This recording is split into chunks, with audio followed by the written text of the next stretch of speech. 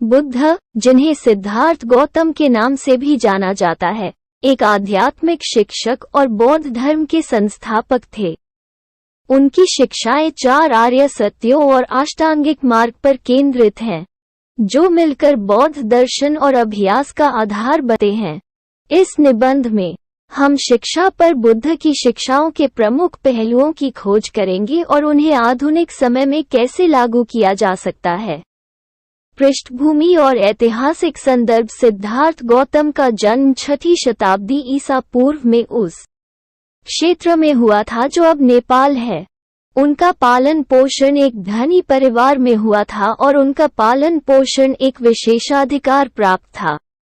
लेकिन उनका अपने विशेषाधिकार प्राप्त जीवन से मोहभंग हो गया और उन्होंने आध्यात्मिक ज्ञान प्राप्त करने के लिए अपने परिवार को छोड़ दिया।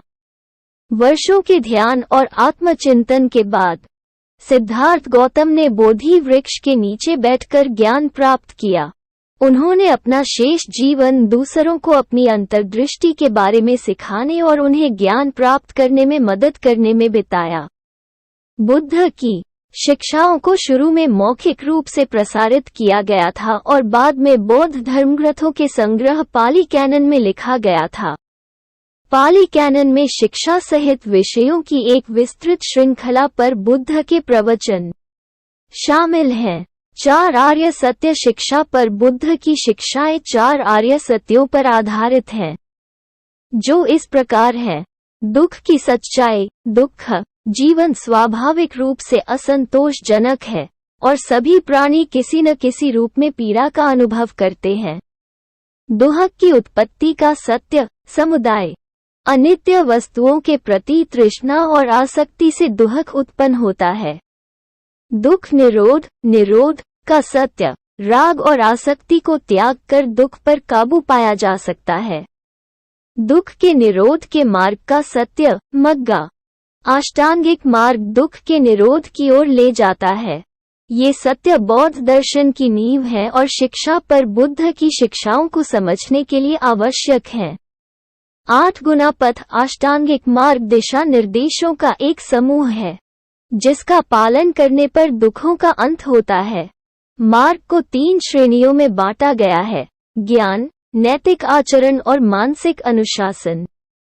प्रज्ञा मार्ग के पहले 2 चरणों का संबंध प्रज्ञा से है।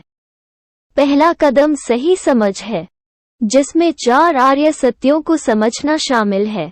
दूसरा कदम सही इरादा है, जिसमें जीवन पर एक दयालु और नैतिक दृष्टिकोण विकसित करना शामिल है।